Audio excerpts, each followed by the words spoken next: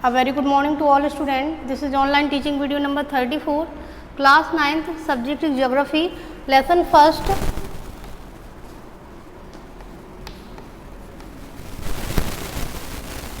India.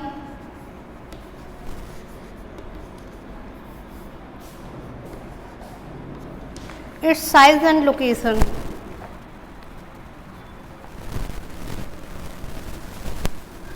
Its location and size.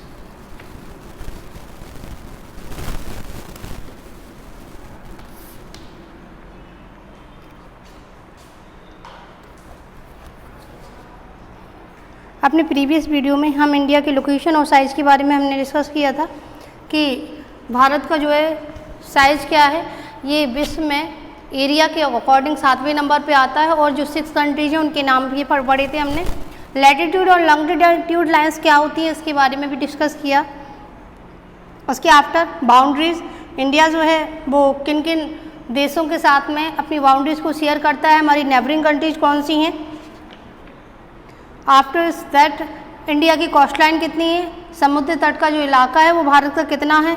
इसके बाद island, जो भारत में आइलैंड है वो कितने हैं और कितनी डिग्री पे लोकेटेड है। आफ्टर दैट हमने देखा था कि जो भारत का नॉर्थ टू साउथ एक्सटेंट है वो कितना है और जो भारत का सबसे अंतिम बिंदु कहा जाए इंदिरा पॉइंट, उसके बारे में देखा था कि, और इसके बाद भारत में जो भारत की जो पोजीशन है वर्ल्ड में वो क्या है। मतलब भारत हमने देखा कि प्राचीन समय से ही विदेशों जो आपकी अंतर्राष्ट्रीय व्यापार का केंद्र रहा है, यानी जब हमारे पास ट्रांसपोर्टेशन का सिस्टम नहीं था उस समय भी हम जो है दूसरे देशों के साथ अपनी व्यापारिक संबंधों को बनाए रखे हुए थे।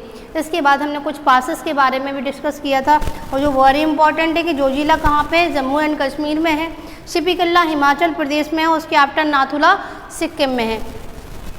अब देखते हैं the ocean route from east to west, east Asia and Australia to Africa and Europe pass through the Indian ocean. मतलब जो आपके ओशियन रूट्स हैं वो भी कहाँ से होकर गुजरते हैं, भारत के पास से ही होकर गुजरते हैं। India is connected with Europe, North America and South America through both the Cape of Good Hope and Suez Canal. जो इंडिया है वो किसके द्वारा कनेक्टेड होती है, केप ऑफ गुड होप और स्विच कैनल के द्वारा किस से जुड़ती है, यूरोप से जुड़ती है, नॉर्थ अमेरिका से जुड़ता है और साउथ अमेरिका से जुड़ता है ना।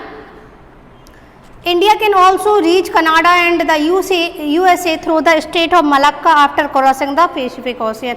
यानी कहाँ से पहुँच सकते हैं इंडियन ओशियन के जो भारत का भारतीय ओशियन है वो कहाँ तक, कनाडा और USA किसके द्वारा पहुँचा जा सकता है, स्ट्रेट ऑफ मलक्का के द्वारा। Most of the air routes between Europe, West Asia, Africa, South East Asia, Japan, Australia in the east also passes through India. ये सारे जो सी रूट्स हैं, सॉरी एयर रूट्स हैं, ये भी भारत से होकर ही गुजरते हैं। India's contact with outside world continue through the ages. मैंने बताया भी अभी कि भारत को जो संबंध है दूसरे देशों के साथ में युगों से, मतलब कई हजार सालों से ऐसा चला आ रहा है। बट हर रिलेशनशिप थ्रू द लैंड का routes are much older than the maritime context. मैंने अगर हम कहा जाएं कि जो भारत का संबंध है लैंड जो रिलेशनशिप हैं वो काफ़ी पुराने हैं। The various passes across the mountain in the north have provide passes to the ancient travellers while the fertile village of India have helped in the spread of pastoral nomads। हम pastoral nomads यानी चरवाहे वगैरह भी हैं वो भारत में कैसे entry करते हैं, लैंड के द्वारा, है ना।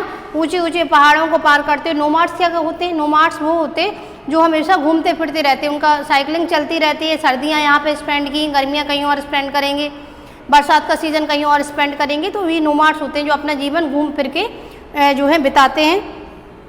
The exchange of ideas and communities date back to the ancient time. The ideas of Upanishad, the Ramayana, the stories of Panchatantra, the Indian numerals and the decimal system thus could reach many parts of the Indian। मतलब जो उपनिषद है, आपका रामायण है, महान ग्रंथ है, ये सारी जो चीज़ें हैं वो और पंचतंत्र की कहानियाँ हैं। डेसिमल सिस्टम हमें पता है कहाँ से दिया गया था, भारत से दिया गया।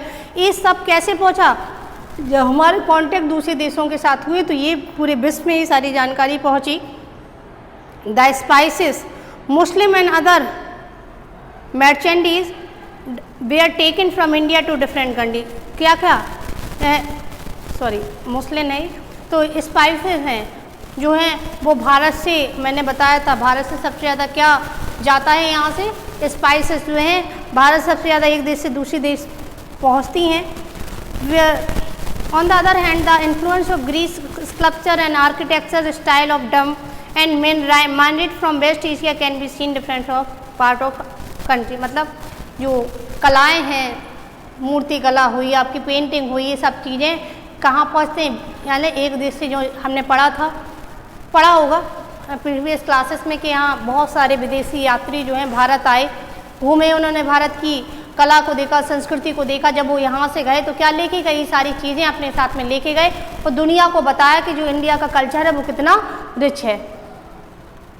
People have been coming and going through land and sea route. बताइए कि लोग किससे आते जाते थे, लैंड रूट का भी यूज करते थे और सी रूट का भी यूज करते थे। India is a land of great diversity. जी हमें पता ही है कि भारत जो है विभिन्नताओं का देश है। There are high mountains, hill, mighty rivers, rivulets in stream, vast fertile plains, dense forest and long coastline, but all these diversities have helped a great deal in unifying different section of society। मतलब इतनी सारी विभिन्नताएं हैं, कहीं पर्वत, कहीं मैदान, कहीं नदियाँ, कहीं पठार, और इसके बावजूद भी भारत में क्या है, एकता है, अखंडता है। कैसे है, यहाँ पे ये तो चीज़ें हमने देखी हैं कि पर्वत, पठार, मैदान, नदियाँ सब कुछ अलग अलग है।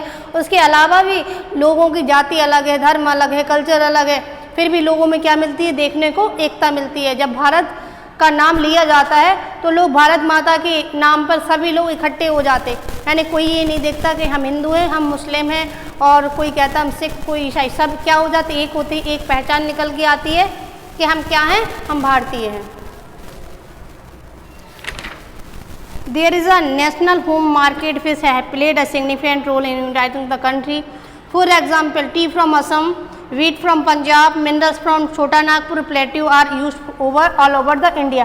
यानी क्या क्या हमारे पे जो है, चाय कहाँ से जो है लाई जाती है, असम से। इसके अलावा व्हीट सबसे ज़्यादा पंजाब और हरियाणा में होता है, मिनरल्स छोटा नागपुर से। तो ये सब क्या है, ऑल ओवर इंडिया में सप्लाई होती है इनकी। और climatically the monsoon provide a strong element of uniformity, यानी कि सबसे ज़्यादा हमारे यहाँ पे जो अगर कहा जाए कि इतनी सारी चीज़ें अपने यहाँ पे ग्रो अप होती हैं तो एक कहीं ना कहीं उसका कारण क्या है, मानसून। यही जो है हमें डिफरेंट काइंड ऑफ क्रॉप्स जो है ग्रो करने में काफ़ी हेल्पफुल रहता है। अगर मान लीजिए कुछ फसलें, अगर हमें कहा जाए कि जो फसलें चना वगैरह है, चना है, मटर है, ये हम सोचें कि गर्मियों के सीज़न में उगा लें तो हम नहीं उगा सकते। इनके लिए एक सीज़न चाहिए, पर्टिकुलर सीज़न के किस सीज़न में होंगी ये, भाई सर्दी के सीज़न में होंगी। तो इस तरीके से जो हमारा क्लाइमेट कंडीशन भी वो काफ़ी हेल्पफुल है। अब नेबर्स, हमारे नेबर्स कौन कौन से हैं, तो politically the subcontinent consist of the SAARC country. ये आपको मेनली बहुत अच्छे से याद करना है कि सार्क कंट्रीज कौन कौन सी हैं। तो इस सार्क कंट्रीज में कौन कौन आ रहा है, आपका इंडिया है, पाकिस्तान है, बांग्लादेश है, भूटान है, नेपाल है, श्रीलंका, मालदीव और अफगानिस्तान जो है आपका, वो आपके सार्क कंट्रीज हैं। यानी कितने नेम आपको याद करने होंगे, 8 नेम्स, ठीक है। Afghanistan and Myanmar are extension of Indian subcontinent. जो अफगानिस्तान और म्यांमार है ये इंडियन, इनका जो विस्तार है वो कहाँ से, इंडियन मतलब भारतीय महाद्वीप तक भी इनका विस्तार है। India shares it's land boundaries with Pakistan and Afghanistan in the north west. यानी भारत जो है वो नॉर्थ वेस्ट में अपनी बाउंड्रीज किस किस के साथ में शेयर कर रहा है, पाकिस्तान और अफगानिस्तान के साथ में शेयर कर रहा है। China and Nepal, Bhutan in the north, Myanmar and Bangladesh in the east. और जो ईस्ट में किस किस के साथ की शेयर कर रहा है, नॉर्थ में आपका कर रहा है चाइना, नेपाल और भूटान के साथ, म्यांमार और बांग्लादेश के साथ में ईस्ट से अपनी बाउंड्री शेयर करता है।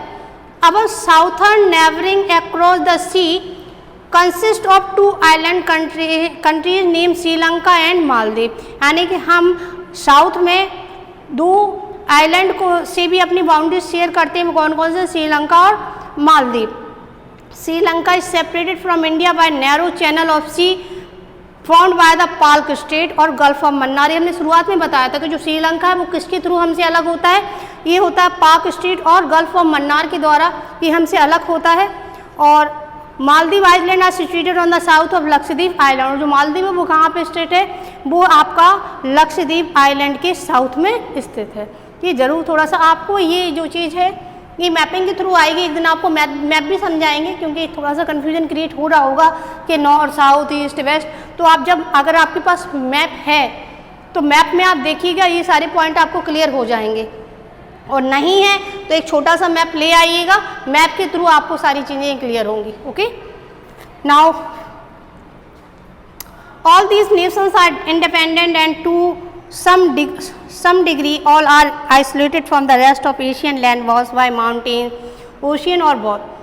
Because of this isolation and other geographical factors like climate, cultural factor, region is also referred to the Indian subcontinent. वही सारी चीज़ें कि भारत की जो क्लाइमेट कंडीशन है, जोग्राफिकल फीचर है, वो काफ़ी अच्छा है, जिसके कारण यहाँ इतना हेल्पफुल है सारी चीज़ों के लिए। और do you know that country has a special relationship India, मतलब पता है कि ये सारी जो अपनी नेबरिंग कंट्रीज़ हैं उसके साथ जो हमारा रिलेशनशिप है वो काफ़ी अच्छा फ्रेंडली है। और defence of this country is relationship responsibility of India. The Andaman and Nicobar island are situated at the greater distance from mainland of our country. जैसे अंडमान और निकोबार आइलैंड जो है वो हमारे जो देश की बाउंड्री से काफ़ी थोड़ा अलग बसा हुआ है, एक आइलैंड द्वीप है। और Indonesia, Malaysia and Thailand are also located not very far from Andaman and Nicobar. और वहीं पे अगर इंडोनेशिया, मलेशिया और थाईलैंड की बात करें तो ये किससे ज़्यादा दूर नहीं है, अंडमान और निकोबार आइलैंड से ज़्यादा दूर नहीं है। These countries are also our close neighbours and India has friend relationship with all these South East Asian country. और भारत के इन सभी देशों के साथ में बहुत अच्छे ही मित्र भाई संबंध भी रहे हैं। अब देखते हैं एडमिनिस्ट्रेटिव डिवीज़न कैसा है। For administrative efficiency our large country like India has to be divided into number of units, यानी कि एक भारत जैसे एक विशाल देश का एडमिनिस्ट्रेशन संभालने के लिए इसको कई भागों में डिवाइडेड कर दिया गया है, कई यूनिट्स में बांट दिया गया है। India is Republic and called the union state, यानी भारत क्या है, गणराज्य। गढ़ का मतलब होता है कई चीज़ों का गठबंधन जिसको कह सकते हैं। तो किसका गढ़ है ये, 28 स्टेट्स का जो है गढ़ है, इसलिए इसको गणराज्य कहा गया है। द कंट्री डिवाइडेड, ये थोड़ा सा आपको डाटा देखना है, 29 स्टेट एंड 7 यूनियन टेरिटरीज, नहीं 28 स्टेट्स एंड 8 यूनियन टेरिटरीज, है ना। तो कैपिटल पता ही है अपनी इंडिया की क्या है, दिल्ली। राजस्थान, अगर एरिया की बात की जाए तो सबसे बड़ा कौन सा है स्टेट, राजस्थान एरिया में सबसे बड़ा है। और सबसे छोटा पूछा जाए स्टेट कौन सा है तो गोवा है। और इसके बाद अगर हम बात करें किसकी पॉपुलेशन की, कि भारत में जो है किस स्टेट की पॉपुलेशन सबसे ज़्यादा है, तो हम आंसर दे देंगे क्या, उत्तर प्रदेश। और is the among the union territory Andaman and Nicobar island is the largest while Lakshadweep is the smaller. अगर आइलैंड की बात की जाए तो अंडमान और निकोबार द्वीप जो है सबसे बड़े हैं और लक्षद्वीप सबसे छोटा है। ओके, ये लेसन जो है आपका यहीं से फिनिश हो गया। इसको आप एक बार घर पे मैप के थ्रू पढ़ने की कोशिश करिएगा, है ना। जब आप मैप के थ्रू पढ़ेंगे तो ये सारी लोकेशन वाइज आपको सारा सब कुछ अच्छे से क्लियर हो जाएगा। और जब अपना नेक्स्ट वीडियो लेक्चर स्टार्ट होगा तो उसमें हम इस लेसन के very short and short answer जो हैं वो राइट करेंगे। Okay, now thank you and have a nice day.